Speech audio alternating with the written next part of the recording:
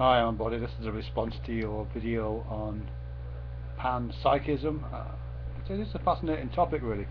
The way I guess I'm coming at this is based on something that Pirro said a few months ago, I think, when he was talking about objects and things, really, and particularly about subatomic particles as kind of field phenomena. We think about them as small, hard things. We don't consciously think about that, but a lot of the way we talk about subatomic particles and about the constituents of matter is as if it was made of small hard things. But what Pirro was saying quite rightly is that these are better understood, not better understood, but better calculated as if they were field phenomena.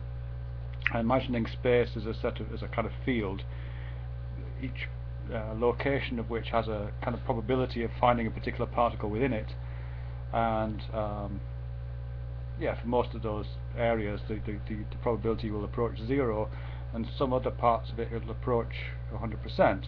But that's what we say. The thing is there. That's what we say. But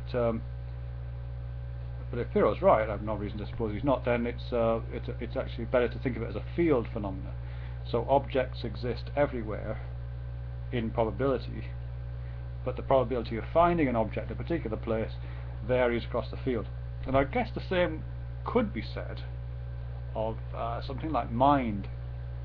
Maybe mind is kind of a field phenomena that is distributed across the entirety of space, and if you were to kind of map the probability of finding a mental event in any of those particular locations in space, in most places that likelihood would approach zero. But if you were to find a place between a person's ears, then the probability of finding mind would perhaps go up a bit.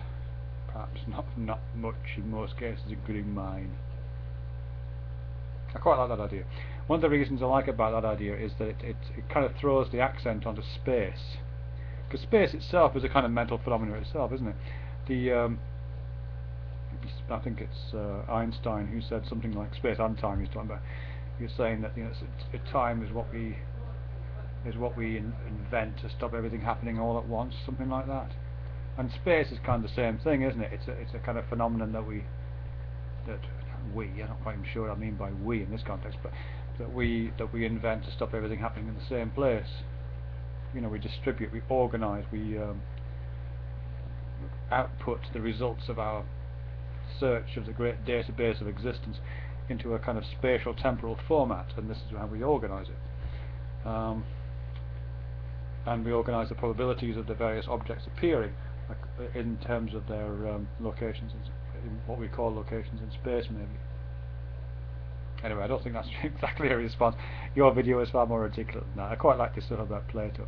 I don't know Plato well enough to be able to comment on that, but I like the idea of the rock exhausting its mental activity in its materiality. I'm going to have to think about that. I really like it. Anyway, thanks very much for that.